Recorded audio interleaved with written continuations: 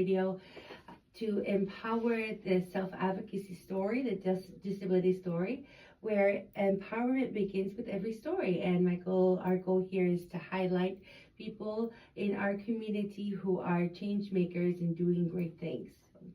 Uh, Today, I'm joined by someone who moves through the world with both heart and scholarship.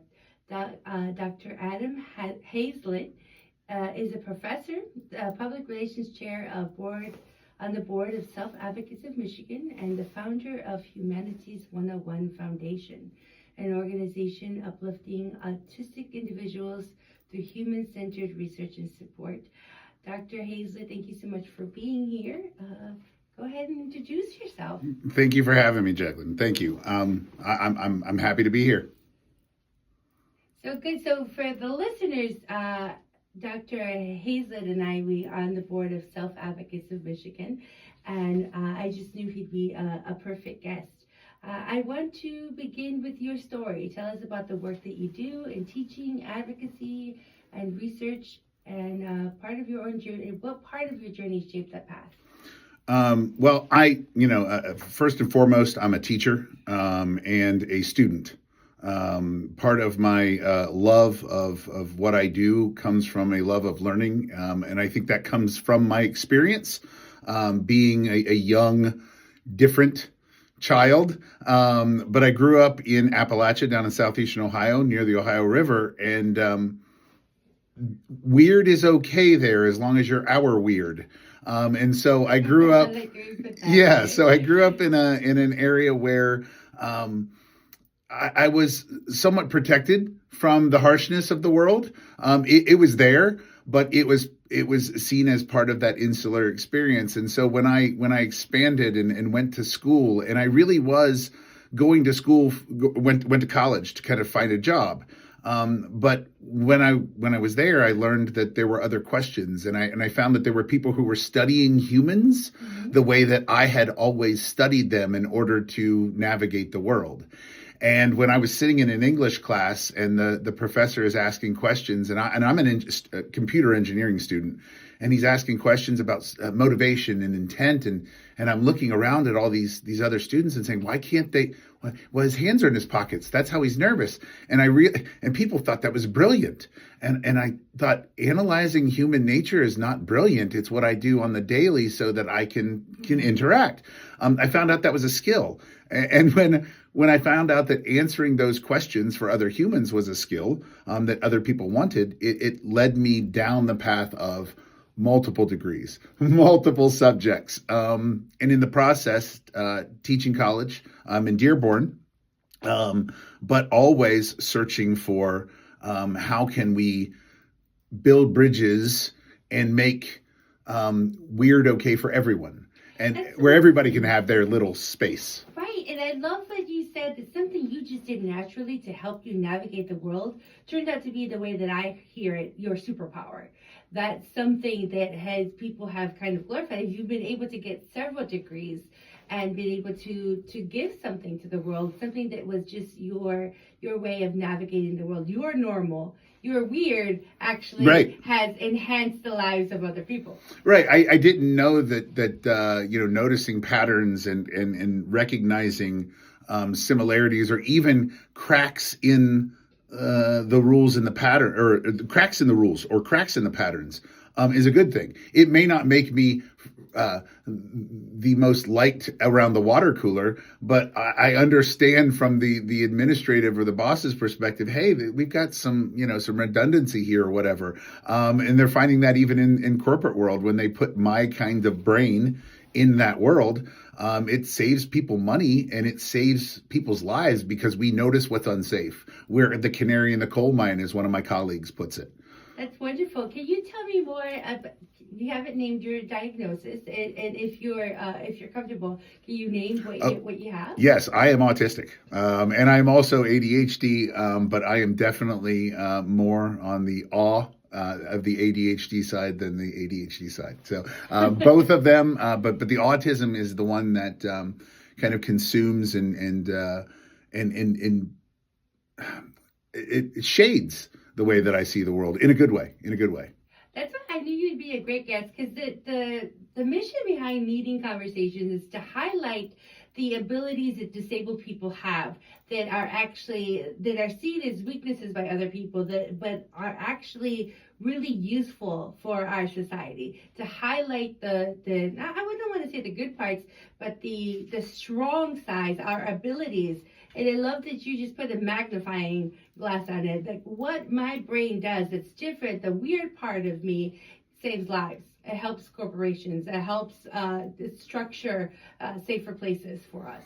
Yeah, I've helped design spaces, right? Physical spaces at colleges and universities, and while I'm designing it, I may not be the architect's best friend. I may not be the administrator's best friend, but I'm doing it within budget. I'm doing it with universal design in mind. And once it gets built, it's almost like that movie. I built it and they did come because it becomes the kind of standard. And they say, this is how it should have always been. And so I get to take a personal secret victory lap. But I know that by doing it, in a smart and kind of human-centered way, it will work for humans. Absolutely, that's amazing. How do you feel? I guess when you grow up feeling weird, how does it feel to know that you are making an impact? That you say you're not architect's best friend, but you're like, you need me. I'm essential to this project. It's taken a long time. I mean, one, I've embraced the idea that weird is good. And that's one of the things we say in our house. And one of the things that I know my sister says with my nephews and everything. We've always embraced being the odd family. And I think back even to my childhood, right? But for me, it is... Can you repeat the question for me again? You know what? I forgot the question. Because I was trying to think. I mean, I got lost in that thought of that kind of thinking about the weirdness and embracing it. Oh, I think the question was, how does it feel when you finally, I think, thinking about me, when I finally can take the stigma off the weird and make it, the weird is my thing. The weird is my purpose. The weird is who I am, and the weird is normal. Yeah, that is for me the whole purpose, because I mean, when you travel, Mark Twain said travel is the cure for ignorance. You don't realize that there is no normal. You realize that there are millions of normals. You realize that everyone defines weird and normal differently, and that there are millions of weirds and there are millions of normals, and that's okay. That's kind of what makes it good. And I know in my job, right, I get 25 to 30 students every semester in 4 to 5 classes, and I get all of those different weirds and normals. And I get to benefit from that and soak it in like a sponge and get more patterns and more data on humans. And I think that the more we try to push that difference, the more it is apparent that it is one and the same. Absolutely. So can you tell us a little bit more about what you teach, where you teach, and your foundation, Humanities 101? Yeah, I teach humanities. I teach Humanities 101, which is the class, which is why my foundation is Humanities 101, because that was seen as every subject outside of law and theology, like divinity, in the classic academic sense. And for me, understanding and navigating the world as an autistic individual is a lot like understanding everything outside of God and the law. And so for me, what Humanities 101 became is an extension of just my natural work.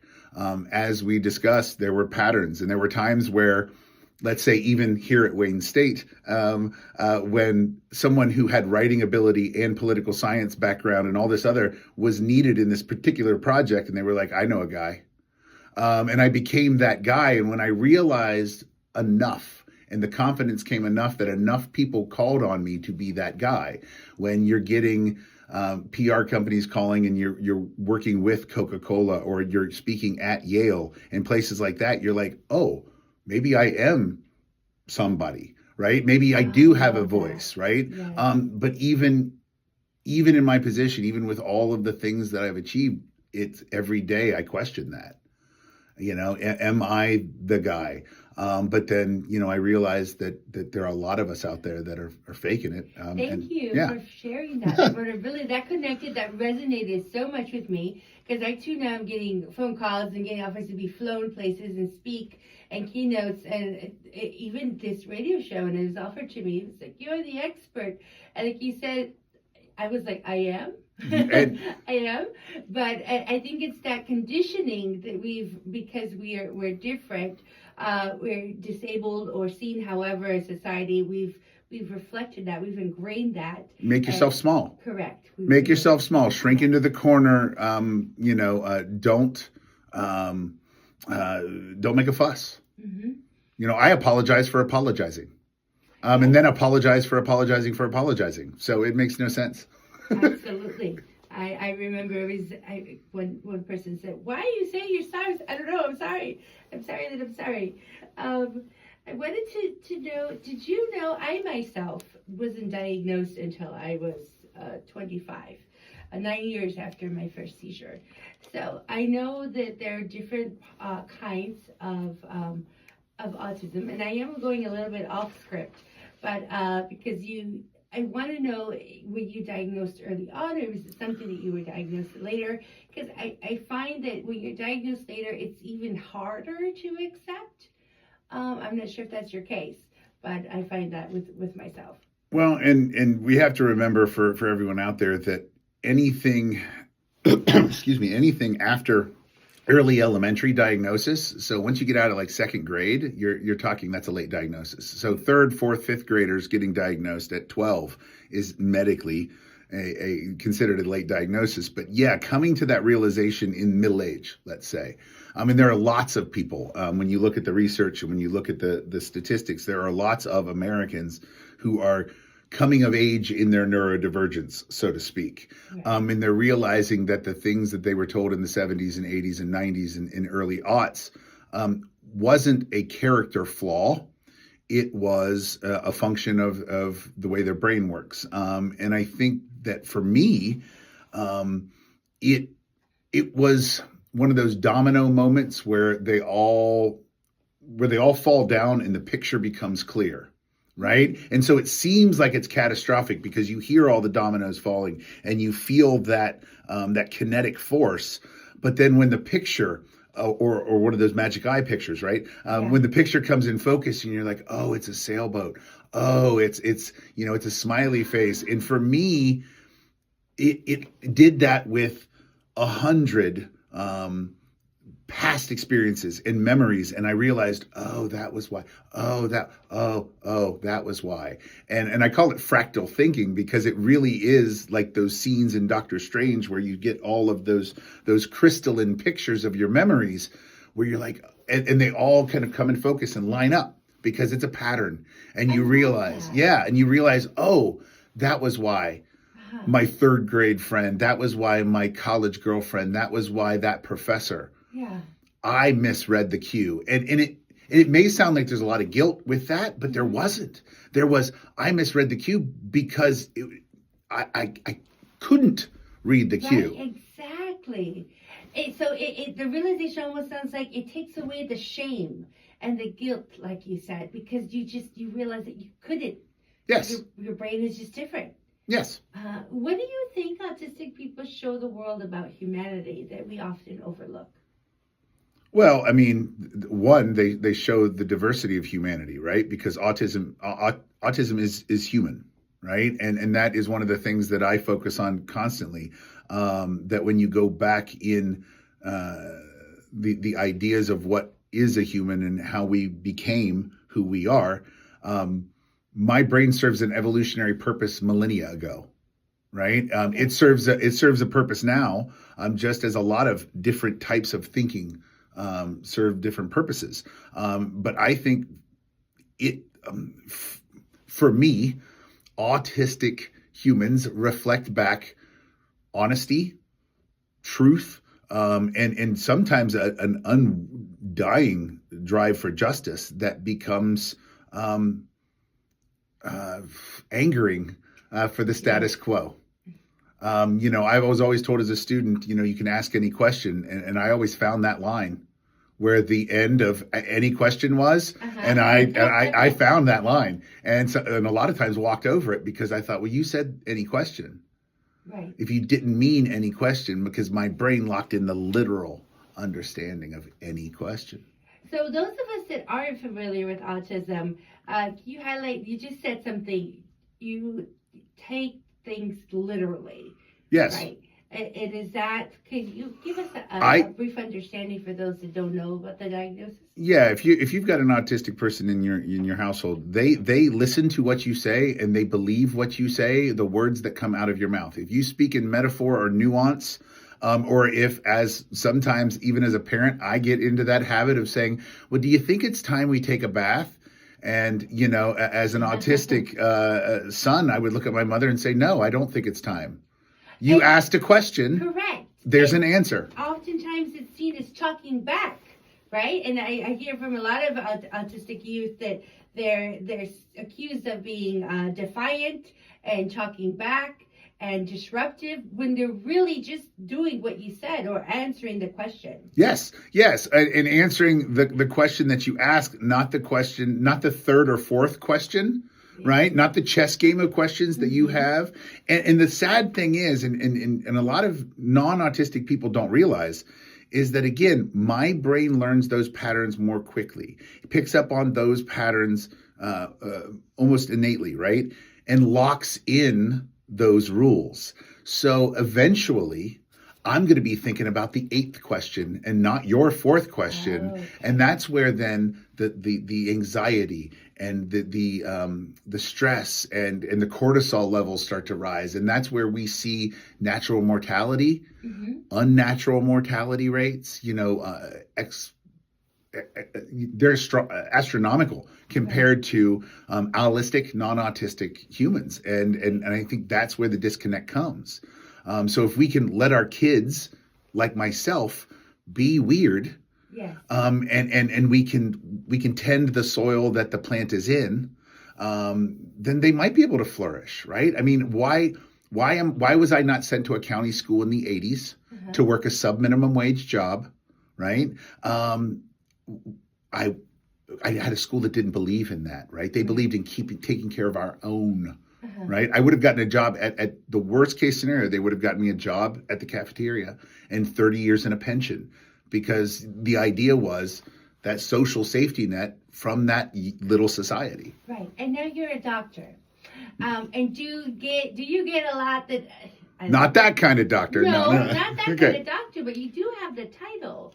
And I think I've been in the room before where that's kind of been questioned by one of our peers, that how do you get to be a doctor, and I think that just speaks to the complexity of people's even people that have disabilities, of their biases of what we should be like. And I will have students in my class when I don't disclose often, but if the subject is right and we're talking about ableism or whatnot, I might disclose. And again, I'm public about it. Students know. But I have had a student in the middle of class ask me how I drove myself to campus. So it goes both ways. Yes. And immediately, and for the remainder of the semester, treated me as if I was a subordinate and talked to me with derision. And it was, and I was like, I hold you, if I were a petty man, but I'm not, but yes, it's amazing the way that it turns on a dime if people know or do not know. Absolutely. So, on this show, we talk about what people are needing. And when I say needing, I mean shaping with your hands, hearts, and vision. What are you creating right now in your work? I just love what you're saying. What is your hope for the future? Well, and as you know, I tables and rooms. I'm all about not just open doors, because everyone says I have an open door policy, but I want a welcoming room and a set table, so to speak. And so just like we did in October at University of Michigan Dearborn with the Michigan Disability Empowerment Conference. It was amazing. Right. That was awesome. And thank you again for coming, and everybody who did. But I want to build out more tables and more spaces where we can realize, get all these different normals and weirds together, and start to see the overlap and the connection. And so there are events that are happening in April. I know in the Flint area, I'm working to try to, again, set as many tables as possible and have those conversations. So I've been going from the Genesee District Library to, school districts in Oakland County, and even, universities and community colleges to try to spread that idea of not just opening the door, but turning on the lights, right, and turning up the heat a little bit, right? I love that. How it's so visual. Like, I'm a visual person, so you speak these words and I can see it. That the open door is just not enough. We can't fit through the door. There's nowhere to sit, right? Or there's no table, or it's cold. Or a small lip in the threshold that keeps, a lot of people out. And that's something that again, I want to be able to be there to think about and to point out, even if it's not something that everyone wants. But it's not up to everyone. It's up to us, I know. right? To create what we want. So we're heading towards the end of our show. But I want to thank you for being here today. And just give us, for those of us who wanted to get to know you more, the listeners, tell us more about your organization. I believe you have a podcast, how they can get to know you. Yeah, humanities101.org is the home of Humanities 101 Foundation. We do the Neuroaffirming Conversation Hour for Outreach and Support. It's a weekly podcast called Nachos. Where you can check it out visually, or wherever you get the podcast. But the idea is to check in with the neurodivergent community, reinforce through all of this different research and all of these different new discoveries that there are many normals, many weirds, and then reinforce for us that we are okay just the way we are. And so, again, you can check it out, humanities101.org. And that's really my thing, setting those tables and opening those doors. Thank you so much, Dr. Thank you for being here today. Thank you for sharing your voice and your vision with us. For all the listeners, thank you. I hope that you come every Wednesday to listen to Needing Conversations. If you believe that someone you know could be a guest on our show, please reach out to us. You can reach out to me at Jacqueline@needingsolutions.com. That's Jacqueline at Needing with a KNEANDINGSOULTIONS.